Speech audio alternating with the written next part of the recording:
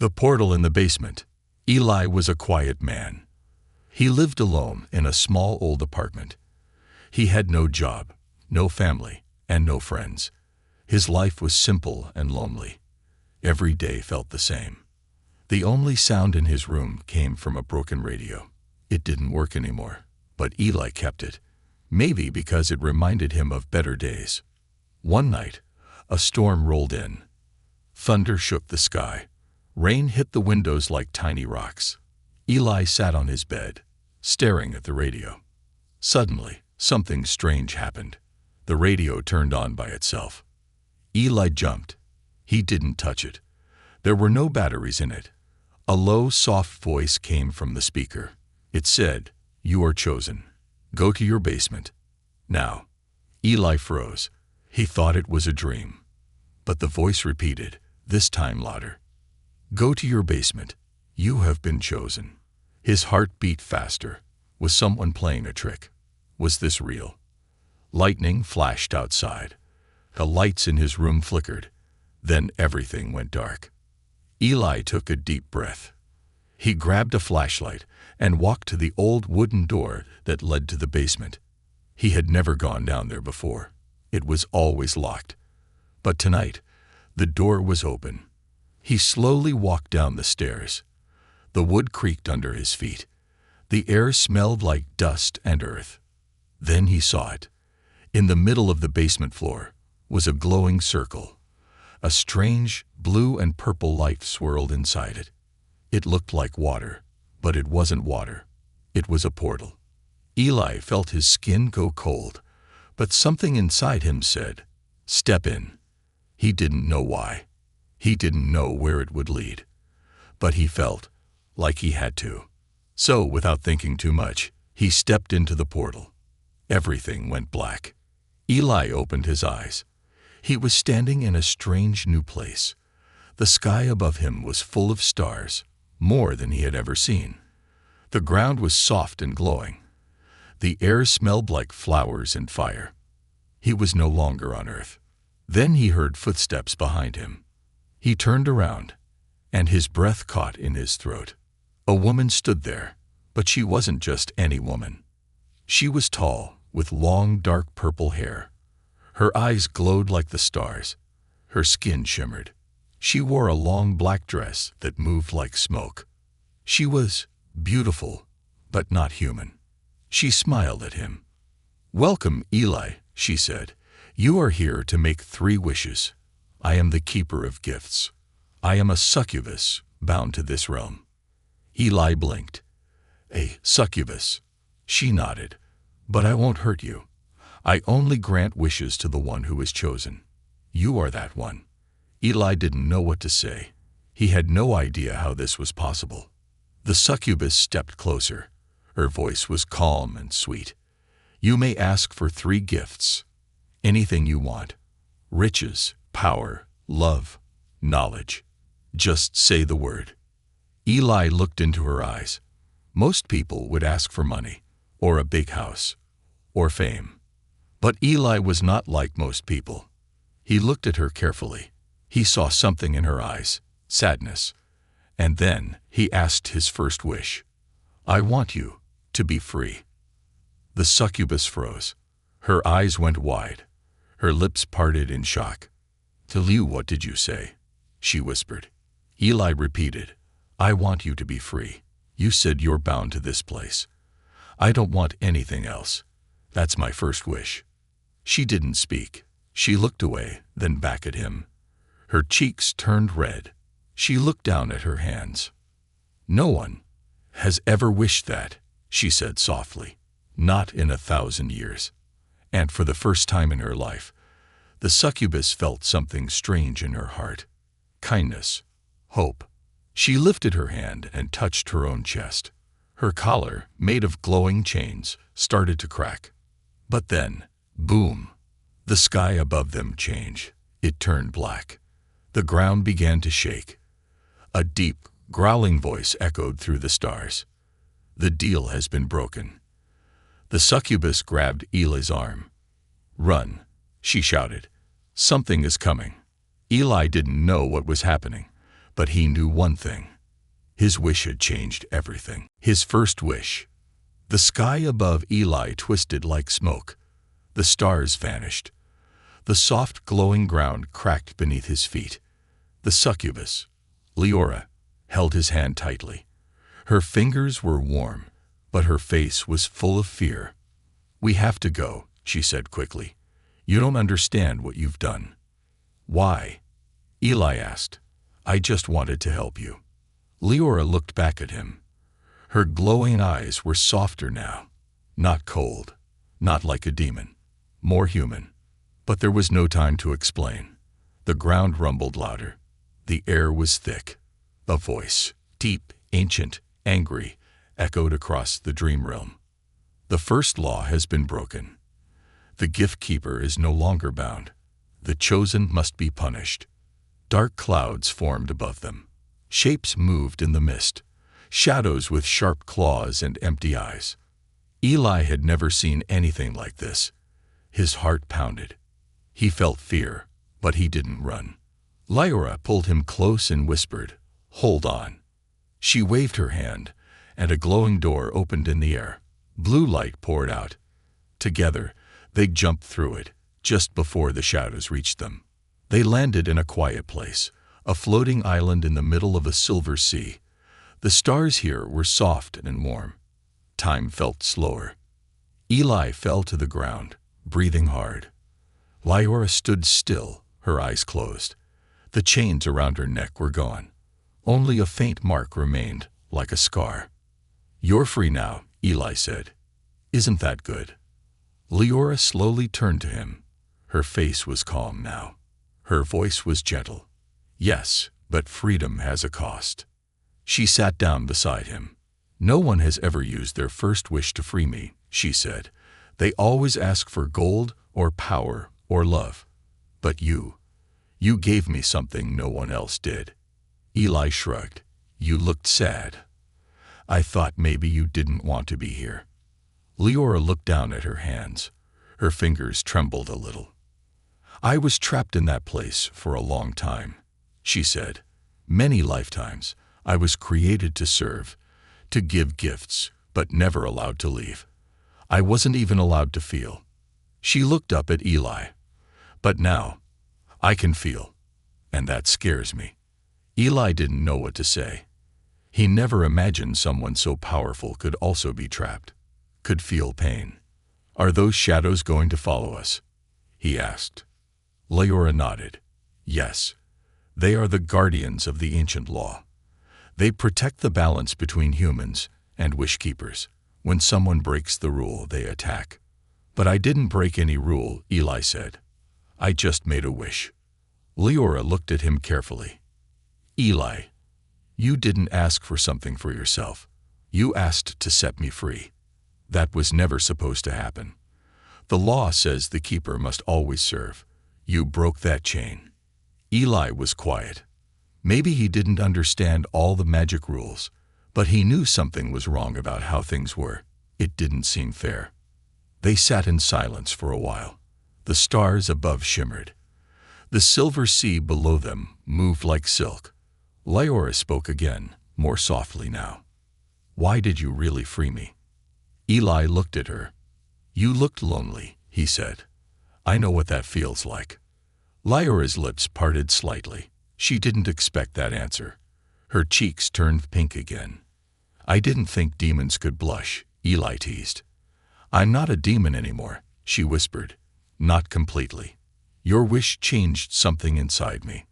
Her voice was full of wonder, almost like a child seeing snow for the first time.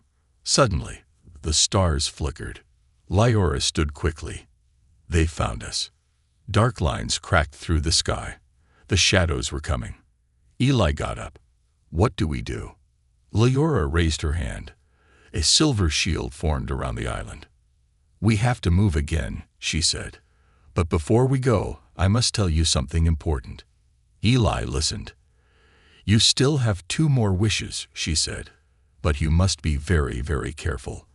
The more you use them, the more attention you draw from the old ones. And if you ask for something too powerful, you might break the world itself." Eli nodded slowly. I don't want to break anything. I just want to survive. Leora looked at him, then at the stars. Then use your second wish wisely, she said, because the next time they find us, we may not be able to run. Just then, a voice called from the sky. Eli, you are not who you think you are. Leora's eyes widened. That voice, it's from the outer realm. Someone is watching us. The sky turned gold. A flash of light appeared. A figure stood in the clouds, covered in glowing armor. He had no face, only light. Eli stepped back. Who is that? The figure spoke again. Come find me, Eli. You have the blood of the first wishmaker, and the time has come for you to learn the truth. Then the light vanished. Eli turned to Leora.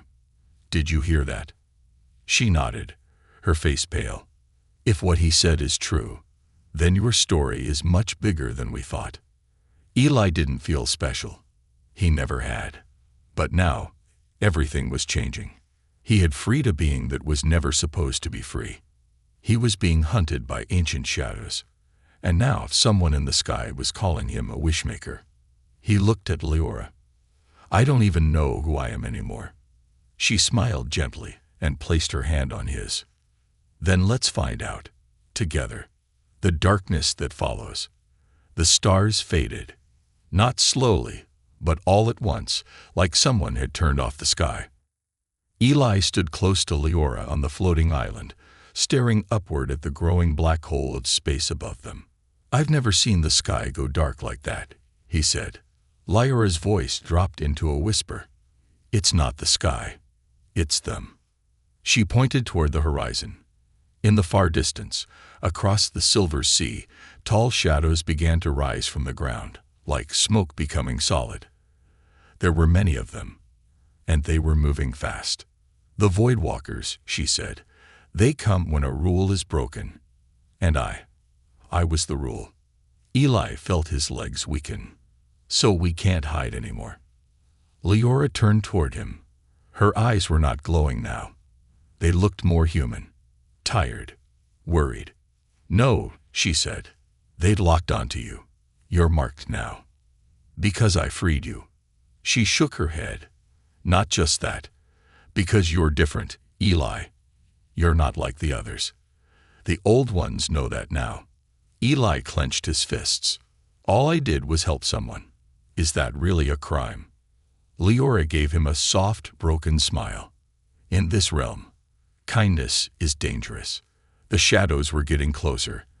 The sky cracked like glass. The sea below them began to rise, turning dark and wild. Leora moved her hands in circles, drawing ancient runes in the air. A glowing path appeared, a bridge made of stardust. We can't fight them, she said, but we can run again. Eli stepped onto the bridge, feeling it shift under his feet. Where are we going? To a place where the void can't follow, she replied. A place of secrets. They ran together across the bridge. Wind howled around them. The sea below roared like a monster. But as they reached the middle, the bridge trembled. Eli looked back. The shadows had reached the bridge, and they were not just following. They were chasing. Leora screamed, Eli, don't look at them. But it was too late. Eli turned. His eyes met the eyes of one shadow creature, empty holes, full of whispers. Suddenly, his mind was pulled. He saw visions, memories that were not his. A throne of stars, a man who looked like him, but older, a woman with golden eyes, a child holding a crystal shaped like a heart. Then the vision shifted to fire. A great war, billions crying out, a voice saying, one wishmaker can break the cycle. Eli gasped and fell to the bridge. Leora pulled him up, shaking him. Stay with me, she yelled. They showed you something, didn't they? Eli nodded, still dizzy. I saw another me. They reached the end of the bridge and jumped into a spinning vortex that appeared at Leora's signal. The bridge behind them vanished. The shadows were cut off, left behind for now. Eli and Leora landed in a hidden cave, deep beneath a glowing forest. The trees above shimmered in slow motion. Time moved differently here. Eli lay on the soft moss, breathing hard. Leora knelt beside him. "Are you hurt?" she asked. He shook his head, just confused. "I saw things. My past or future. I don't know." Leora touched his shoulder gently. "The Voidwalkers showed you what they fear. They want to break you." "Why?" he asked. "Because you're waking up," she said. "You don't just have the power to make wishes. You have the power to change fate itself." Eli stared at her. "Then I need answers. I can't run forever." Leora looked away, uncertain. Then she said, "There's one place that holds answers, but it's not safe. I don't care. I want to go." Leora sighed. "It's called the Hall of the First Wish." Eli raised an eyebrow. "Sounds big." "It is. It was made before time itself. It holds every wish ever made, and every price paid for them." Eli stood slowly. "Then that's where we'll go." But before they could leave, the forest shook. From the shadows of the trees, a creature stepped out. It was not a Voidwalker. It was tall, armored in gold, and carried a staff made of light. Leora gasped. "That's a celestial keeper." The being looked at them without blinking. "You should not be alive, Succubus," it said in a voice like bells. "I am no longer bound," she replied calmly. The keeper turned to Eli. "And you are not what you seem." Eli stepped forward, unafraid. "Then tell me what I am." The keeper paused. "You are the son of the last wishmaker, a bloodline erased by the stars, a child born from love and from rebellion." Eli's heart skipped. "My father, he made wishes too." The keeper nodded. 3 wishes that changed everything. One of them was you." Leora gasped. "That means, Eli, you're not just a wishmaker. You're a wish." Eli's world spun. He sat down, unable to process it. The keeper spoke again. "You still have 2 wishes left. But if you use them wrong, you may repeat your father's mistake." Eli looked up slowly. "Then I won't wish for anything until I know the truth." The keeper reached into the air and opened a glowing door. "Go to the Hall of the First Wish. You will find your answers there. But be warned, the 3rd gift is watching you. It wants to be used." Leora shivered. The 3rd gift. That's not supposed to happen so early. The keeper vanished. And once again, Eli's journey took another step into the unknown. He turned to Leora. "I think I understand now. This isn't just about you being free. It's about what my wishes awaken." Leora nodded. "And it's only just beginning." 2nd gift. The star map. Eli stood in silence. The glowing portal left behind by the celestial keeper faded into golden dust, but his mind was still spinning.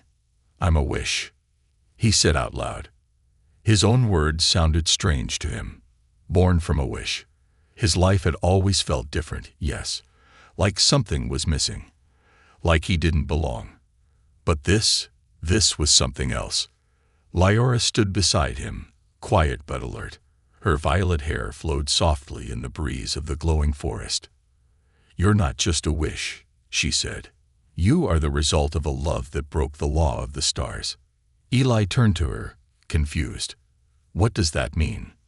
She sat on a fallen tree and looked up at the sky above the forest, where colors swirled like liquid paint.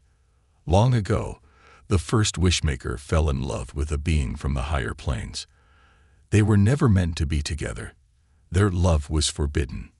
But they didn't care. They made a wish for a child. She looked at him. "That child is you." Eli's heart beat faster. "So the reason I've always felt out of place is because part of you belongs to another realm," Leora finished. "You are human, yes, but also something more, something older, something powerful." Eli sat down beside her, taking it all in. And for a moment, there was peace. But peace never lasts long in a world full of ancient rules. The ground beneath them trembled, not from danger this time, but from a message. A soft light rose from the mossy ground and formed into a glowing cube. It hovered before Eli, spinning slowly. Lyra gasped. It's a signal box. They only appear when a destiny begins to wake up. The box clicked open with a soft hum. Inside was a single glowing thread. It floated into the air and twisted into a shape, a map of stars. Constellations Eli didn't recognize formed above them. But one cluster of stars burned brighter than the rest. A symbol glowed in its center, a circle inside a triangle inside a square. Lyra's eyes widened. "The Hall of the First Wish," she whispered. "It's real." Eli stared at the glowing map. "How do I get there?" Lyra looked nervous. "You'll need your second gift." Eli hesitated. He still had 2 wishes left. Every wish came with power and risk. But he knew one thing. He needed answers. He stood, took a breath, and spoke. "My second wish is to find the safest path to the Hall of the First Wish." The moment the words left his mouth, the star map spun faster. Lines drew themselves in the air, connecting stars together like roads. A glowing path lit up, pointing toward a faraway place, beyond time and space. Then suddenly, the light shot into the sky and vanished. Lyra looked at him. "That was wise," she said. "You didn't ask to be taken there. You asked for the path. That means the universe still owes you something." Eli smiled weakly. "Unlearning." But the forest around them changed. The trees faded. The moss turned to stone. They were being moved, transported. When they opened their eyes, they were standing in a vast, dark valley. Above them, the stars were no longer calm. They were burning, exploding, falling. And in the distance stood a black mountain, tall and sharp like a knife. Lyra looked scared. "This is the beginning of the path." Eli stared at the mountain. "That's where the hall is." Lyra shook her head. "No, that's where the gatekeeper lies. We must earn the right to continue." As they walked through the valley, the sky rumbled. Ghosts of voices filled the air, whispers from wishes long forgotten. Some begged for second chances. Some screamed for lost love. Some laughed, empty and cruel. Eli gritted his teeth. "These are old wishes." Lyra nodded. "Yes, ones that were denied." The energy of a broken wish never disappears. It becomes part of the path of hope and regret. They reached the foot of the mountain. There, standing like a statue, was a massive creature made of stone and fire. Its eyes glowed blue. Its voice echoed like thunder. "Name your purpose." Eli stepped forward. "I seek the Hall of the First Wish." The creature looked at him for a long moment, then said, "What are you willing to give up to reach it?" Eli froze. He didn't know how to answer. Lyra touched his shoulder. "Be careful. Some things, once given, cannot be taken back." Eli closed his eyes. Then he said, "I will give up the belief that I am ordinary." The creature blinked, and then bowed. The mountain rumbled and split in half, revealing a glowing tunnel inside. They walked through the tunnel in silence.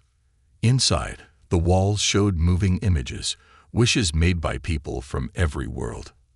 A poor man wishing for bread, a child wishing for her mother's return, a king wishing to live forever. Eli watched them all and asked, "Are wishes always dangerous?" Lyra shook her head. "No, but they always come with a cost. The danger is not in the wish itself, but in the heart of the one who makes it." At the end of the tunnel, they reached a wide platform. And there, in the distance, floating in space itself, was the hall. A giant crystal structure, glowing with every color, surrounded by rings of stars. It looked like a temple and a library and a dream all at once. Eli stepped forward. But then, a voice echoed again. "Eli, Your third gift is calling. Do not let it speak before you are ready." He turned to Leora. Her face was pale. "The third gift, it's awake." Eli took a breath. "Then we better reach the hall, before it speaks for me." The secret of Eli's blood. The hall of the first wish floated in silence, far beyond any sky, surrounded by rings of drifting stars. From the edge of the glowing platform, Eli stared at it. It looked close, but he knew better. Between him and the hall was a wall of space twisted by time and memories. Leora stood beside him, her eyes locked on the hall.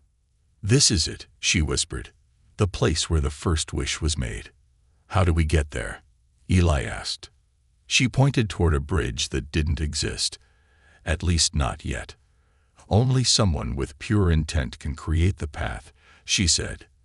"It must come from your heart." Eli looked ahead. He closed his eyes.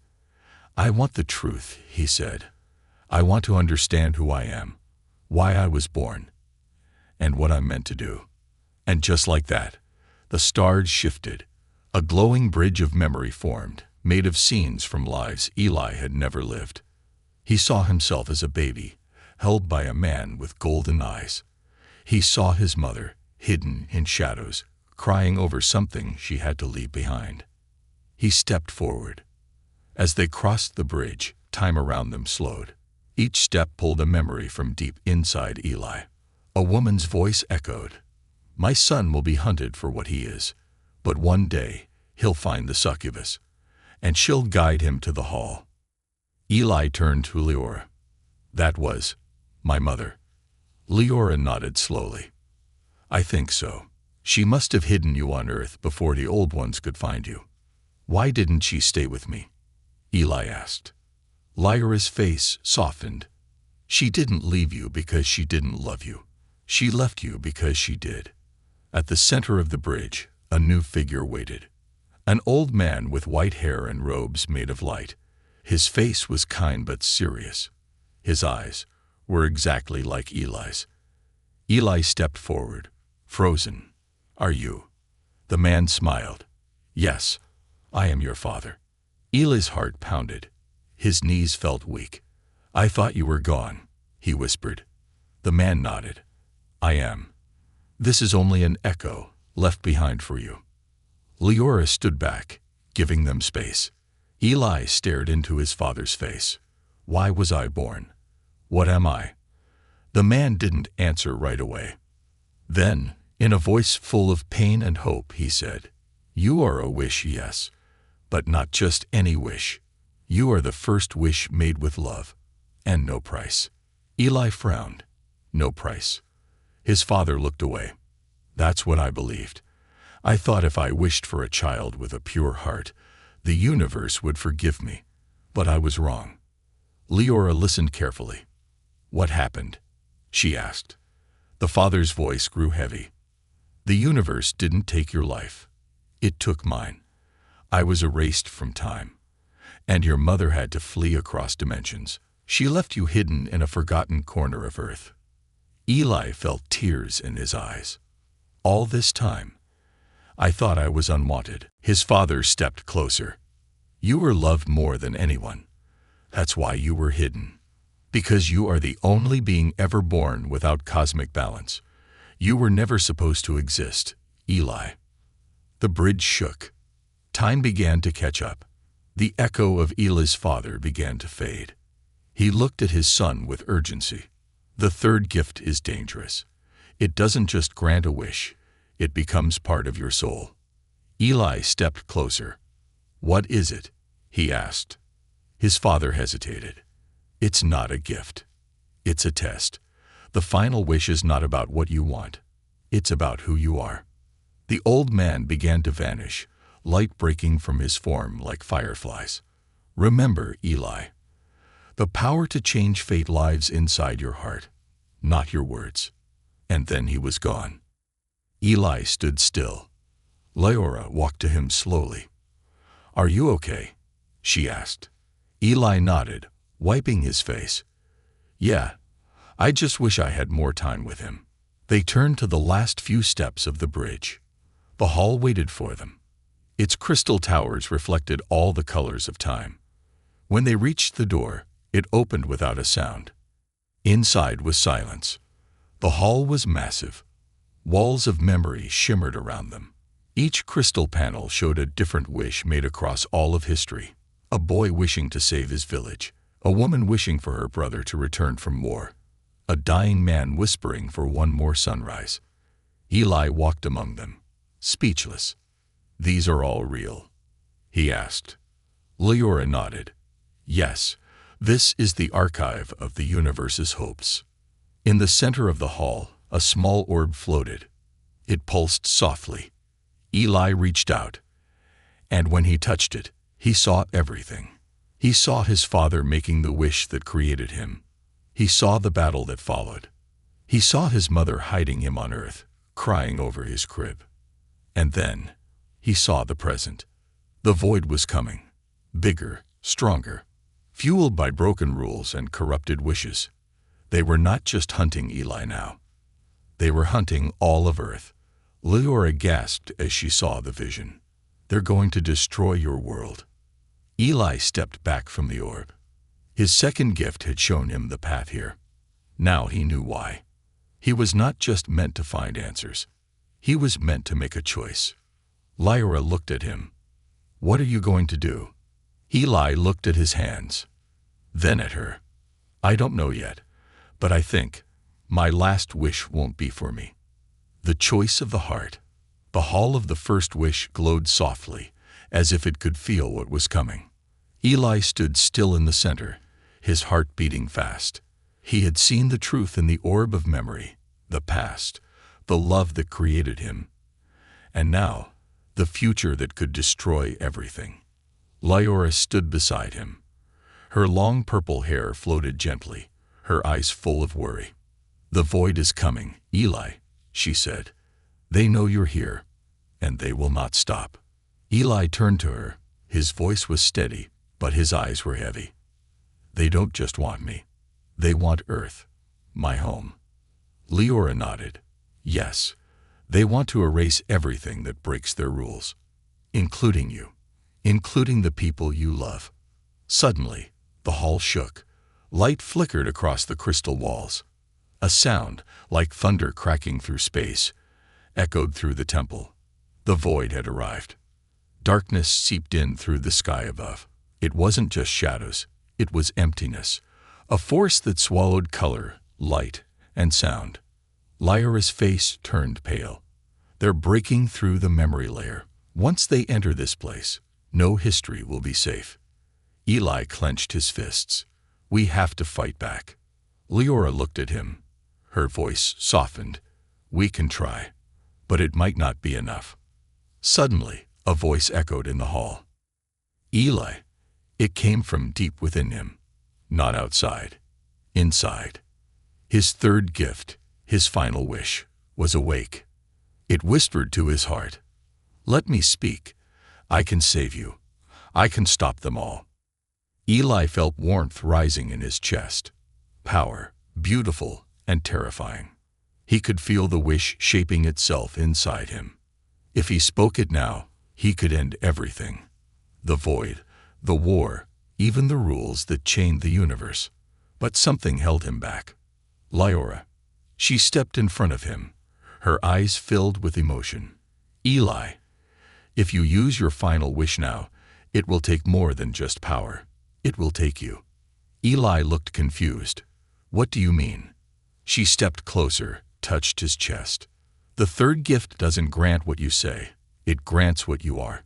It listens to your soul, not your words. That's why it's so dangerous." The hall began to fall apart around them. Memory crystals shattered. Ghosts of ancient wishmakers screamed and faded. Outside, the sky turned black. The void had arrived in full. Giant shadows floated above the hall like twisted gods. Their voices blended into one. "Eli, your time is over. Return what was never yours." Leora turned to him, her voice trembling. "Don't make the wish yet. Please. There's another way." Eli stared at her. "Then tell me, what should I do?" She stepped even closer, tears in her eyes. "Trust me. Trust us. You're not alone anymore." For a long moment, Eli looked at her. He sought everything in her eyes: fear, hope, pain, and love. He remembered how she had looked when he first saw her: mysterious, powerful, cold. Now she was something else. Free, human, alive. He gently touched her face. "I never wanted power," he said. "I just wanted to do the right thing." She held his hand. "Then let's do it together." Suddenly, the hall's floor cracked open. The void began to pour in, like a flood of black ink. Eli and Leora stood back to back. Leora whispered, "I have one last power. I can shield you long enough for you to speak your final wish, if that's what you decide." Eli looked at her in shock. "But you'll burn your soul if you do that. You'll vanish." She smiled softly. "I would rather vanish protecting the one who set me free than live another 1,000 years in chains."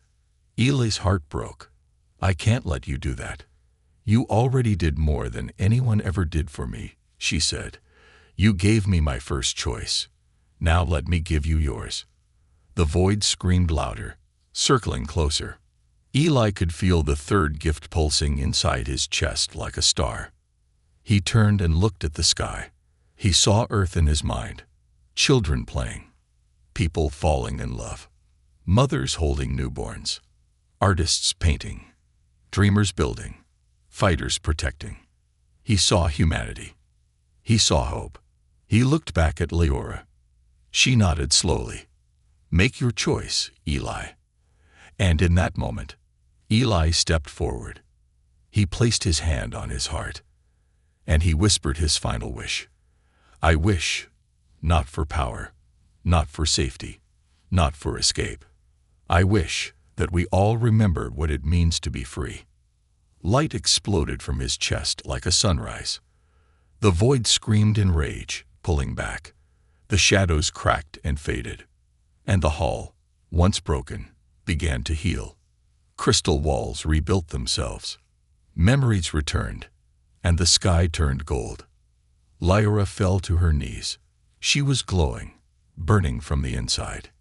Eli ran to her and held her tightly. "You did it," she whispered, her voice weak. "No," Eli said, crying. "We did." The power faded. The void was gone. But Leora was fading too. Eli held her close, his voice shaking. "Please stay. Please don't go." She touched his face, smiling softly. "You set me free, Eli. No one ever gave me that. Not in 1,000 lifetimes." She leaned closer, her lips brushing his ear. "And now, I choose to stay, not as a gift, not as a keeper." She placed her hand on his chest, over his heart. "But as someone who loves you." Suddenly, the light around her stopped burning. The glow settled, and instead of fading, she became fully human. Lyra opened her eyes. "I'm still here," she whispered. Eli smiled through tears. "You are." They looked at each other, and for the first time, everything was quiet. The final gift. The hall of the first wish stood silent under a sky reborn. Where there had once been chaos, there was now calm. Where darkness had once ruled, light now flowed. Eli stood at the edge of the crystal bridge, holding Leora's hand. The final gift had been used, but something beautiful had happened. Leora hadn't disappeared. She hadn't turned to dust. She had become something else. Fully human, fully free, and no longer bound to any ancient law. For the first time in her existence, she was alive. Not because of a contract, not because of magic, but because she chose to be. The stars above them twinkled like soft lanterns. Lyra looked up at them, a tear in her eye. "I've seen the stars for 1,000 years," she whispered, "but tonight, they feel real." Eli smiled. "I think they were always real," he said. "But now, so are we." They sat together on the steps of the hall, watching the galaxy slowly turn around them. Everything had changed. The void had been pushed back. Not by violence, not by power, but by a wish from the heart. A wish that reminded the universe of something it had long forgotten. Freedom, compassion, choice. Suddenly, the orb of memory floated down once again. But this time, it was different. It glowed in soft gold, not bright blue. Inside it, a single message formed. Not words, a vision. Eli saw the earth, peaceful, people smiling again. No war, no fear, just life. Humanity wasn't perfect, but it was full of hope. The final wish hadn't just changed the stars. It had healed something inside people, too. Lyra watched the vision with quiet wonder. I never understood humans, she said. So fragile, so emotional, always dreaming, always falling. Eli laughed. We are a mess sometimes. But now, she said, looking at him, I think that's what makes you beautiful. Eli looked into her eyes. And you're one of us now. She nodded. Not because of a wish, she said, but because I chose this life, with you. A soft bell rang from the heart of the hall. They turned. The celestial keeper from earlier appeared again, glowing gently. This time, his voice was warm. The test is complete. The gift cycle is closed. Eli, your path is your own now. Eli stood slowly. Does that mean no more wishes? No more magic? The keeper shook his head. It means you don't need them anymore. He looked at Lyra. You were once bound by chains. Now you are bound by nothing but love. And then with a bow, the keeper vanished. For a long time, neither Eli nor Lyra said anything. They just stood in the silence. And then Eli asked softly, What now? Lyra turned toward him. Now, we go home. Eli raised an eyebrow. To Earth. She smiled. To where you are. That's home now. The stars opened a path before them. A glowing road back to the world Eli once knew. Not the same world, but a better one. One he helped shape. One he had earned.